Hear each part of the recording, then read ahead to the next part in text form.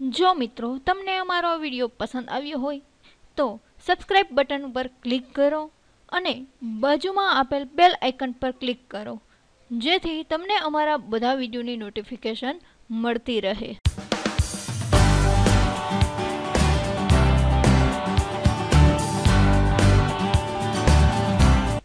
હાય friends, Gujarat job tutorial ચેનલમાં આપનું હાર્દિક સ્વાગત છે.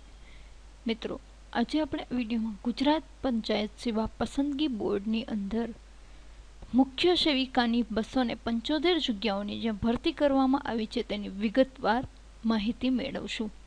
તો ગુજરાત પંચાયત સેવા પસંદગી બોર્ડ ગાંધીનગર દ્વારા પંચાયત સેવાની નીચે દર્શાવેલ મુખ્ય સેવિકાની ખાલી જગ્યા પર સીધી ભરતીથી ફક્ત મહિલા ઉમેદવારો પસંદ કરવા માટે ઓનલાઈન અરજીપત્રકો મંગાવવામાં આવ્યા છે, જેની તારીખ છે 28/8/2018 થી 12/9/2018 દરમિયાન.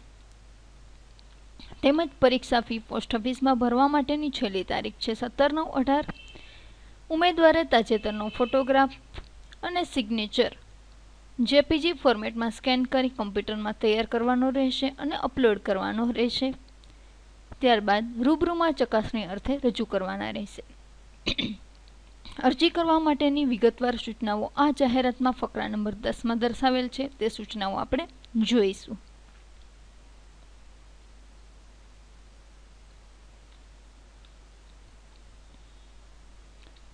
ત્યારબાદ આ જે લેખિત પરીક્ષા પદ્ધતિ છે એ પસંદગીની પ્રક્રિયા જાહેરાત ફકરા નંબર 12માં દર્શાવી છે અને OMR પદ્ધતિથી પરીક્ષા લેવામાં આવશે.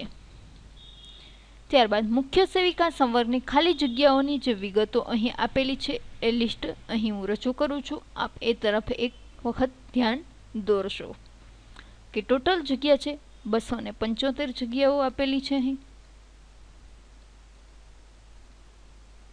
તો આપ એ જોઈ લેશો, ચકાસી લેવું. ત્યારબાદ 275 જગ્યાઓમાં 3% પ્રમાણે કુલ 8 જગ્યાઓ શારીરિક અશક્તતા ધરાવતા ઉમેદવારો માટે અનામત રાખવામાં આવેલી છે, જે સંબંધિત કેટેગરી સામે સરભર કરવામાં આવશે. ત્યારબાદ મહિલા ઉમેદવારો માટે આ જાહેરાત માત્ર મહિલા ઉમેદવાર જ અરજી કરી શકશે. વિધવા ઉમેદવારો, માજી સૈનિક ઉમેદવારો માટે, ત્યારબાદ શારીરિક અશક્તતા ધરાવતા ઉમેદવારો માટે 3%. આવી રીતે અહીં આપેલું જ છે. ત્યારબાદ અંધત્વ તથા ઓછી દ્રષ્ટિ, શ્રવણની ખામી, હલનચલનની વિકલાંગતા અથવા મગજનો લકવો. પંચાયત ગ્રામ ગૃહ નિર્માણ અને ગ્રામ વિકાસ વિભાગના 23/5/17ના સુધારા ઠરાવ ક્રમાંક મુજબ વિકલાંગતા હોય ત્યાં હાલની આધુનિક ટેકનોલોજીને ધ્યાનમાં લઈને 40% કે તેથી વધુ અને 100%થી વધુની વિકલાંગતા ધરાવતા હોય તેવા ઉમેદવારોને પાત્ર ગણવાના રહેશે તેવી જોગવાઈ કરેલ છે. ત્યારબાદ સામાજિક અને શૈક્ષણિક રીતે પછાત વર્ગના ઉમેદવારો માટે આ જાહેરાત આપેલી છે કે 1/4/16 થી જે લોકોએ ક્રિમિનલ રજૂ કરવાનું હોય છે તે લોકોનું 1/4/16 પહેલાથી ઇસ્યુ તારીખ ધરાવતા નોન ક્રિમિનલ સર્ટિફિકેટ આ જાહેરાતના હેતુ માટે માન્ય ગણાશે નહીં. તો ઉમેદવારોએ આવા પ્રમાણપત્ર નંબર તારીખ ઓનલાઈન અરજી કરતી વખતે ફરજિયાતપણે દર્શાવવાના રહેશે. તો ક્રિમિનલ સર્ટિફિકેટ અરજી કરવાની છેલ્લી તારીખ સુધીમાં સક્ષમ સત્તાધિકારી દ્વારા ઇસ્યુ કરાયેલ હોવું જોઈએ. અરજી કરવાની છેલ્લી તારીખ બાદ ઇસ્યુ થયેલ નોન ક્રિમિનલ સર્ટિફિકેટ આ જાહેરાત માટે માન્ય ગણાશે નહીં.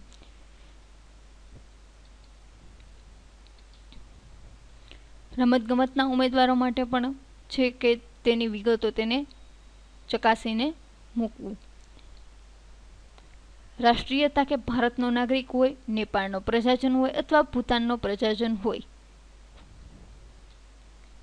ત્યારબાદ વયમર્યાદા અને શૈક્ષણિક લાયકાત વિશે જોઈએ તો મુખ્ય સેવિકા વર્ગ 3 ભારતમાં કેન્દ્રીય અથવા રાજ્ય અધિનિયમથી અથવા તે હેઠળ સ્થપાયેલી અથવા સંસ્થાપિત યુનિવર્સિટીઓ પૈકી કોઈ પણમાંથી અથવા તે તરીકે માન્ય થયેલી યુનિવર્સિટી ગ્રાન્ટ્સ કમિશન અધિનિયમ 1956ની કલમ 3 હેઠળ ડીમ્ડ યુનિવર્સિટી તરીકે જાહેર થયેલી બીજી કોઈપણ શૈક્ષણિક સંસ્થામાંથી મેળવેલી સ્નાતકની પદવી ધરાવતો હોવો જોઈએ અથવા સરકારે માન્ય કરેલી તેને સમકક્ષ લાયકાત ધરાવતો હોવો જોઈએ.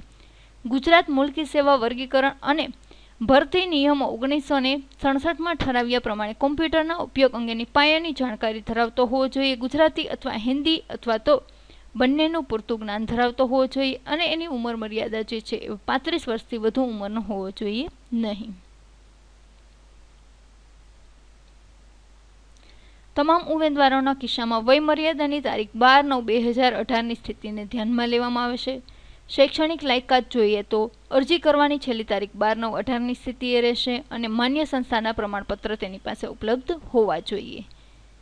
સામાન્ય કેટેગરી, અનામત કેટેગરી, સામાન્ય કેટેગરી શારીરિક અશક્તતા ધરાવતા મહિલા ઉમેદવારો અને અનામત કેટેગરી શારીરિક અશક્તતા ધરાવતા મહિલા ઉમેદવારો માટેની જે છે એ વયમર્યાદામાં જે છૂટ મળેલી છે એ અહીં દર્શાવેલી છે.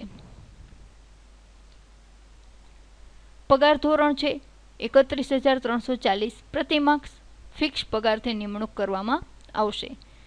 ત્યારબાદ કમ્પ્યુટરની જાણકારી હોવી ખૂબ જ ફરજિયાત છે કે ધોરણ 10 અથવા 12ની કોમ્પ્યુટરની પરીક્ષાના કોમ્પ્યુટરના વિષય સાથે પાસ કરેલ હોય તેવા પ્રમાણપત્ર ધરાવતો હોવો જોઈએ અને ઓનલાઈન અરજી કરવાના તબક્કે આવું પ્રમાણપત્ર ન ધરાવતા ઉમેદવારો પણ અરજી કરી શકશે, પરંતુ આવા ઉમેદવારો કે જે લોકો પાસે ધોરણ 10 અને 12નું કોમ્પ્યુટરનું પ્રમાણપત્ર ન હોય એ લોકો પાસે કોઈ પણ કોમ્પ્યુટરની બેઝિક નોલેજની પરીક્ષા પાસ કર્યાનું પ્રમાણપત્ર હોવું જરૂરી રહેશે.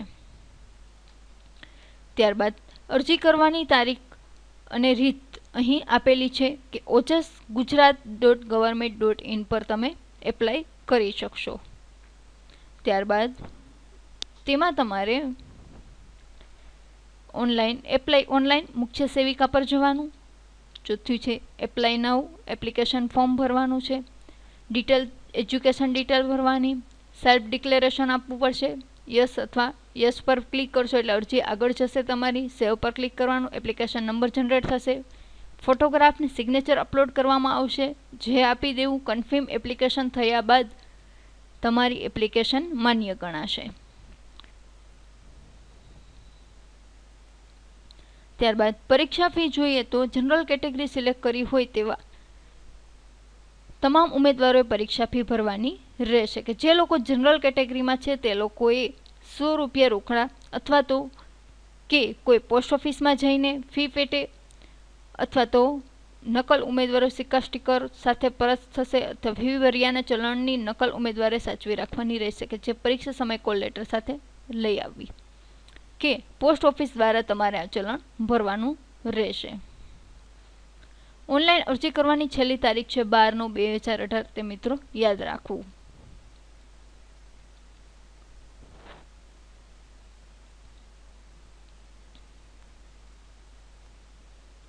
ત્યારબાદ જે પ્રશ્નો જે છે પૂછાવાના છે પરીક્ષા અને પ્રશ્નપત્રનું માળખું છે ગુજરાતી ભાષા અને વ્યાકરણ 20 માર્ક, અંગ્રેજી વ્યાકરણ 20 માર્ક, સામાન્ય જ્ઞાન 25 માર્ક, જગાને લગતી કામગીરી અંગેની જરૂરી જાણકારી અને ફરજ પાલનનું મૂલ્યાંકન કરતા હેતુલક્ષી પ્રશ્નો જે છે 35 માર્ક. કુલ ગુણ તમારે 100 માર્ક્સનું પેપર રહેશે અને સમય 1 કલાકનો રહેશે.